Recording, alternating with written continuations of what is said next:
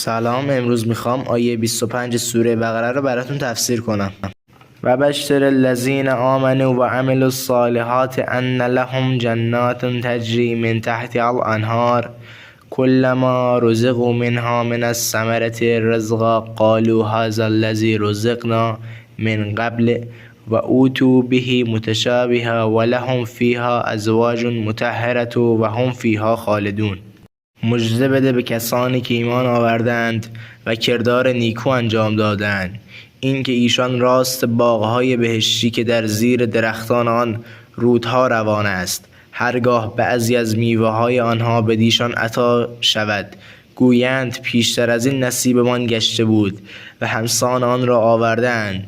چون این میوه‌هایی در جنس و شکل یکی بوده ولی طعم و مزه جداگانه دارند و در آنجا همسران پاک و بی‌عیبی داشته و در آنجا جاویدان خواهند ماند.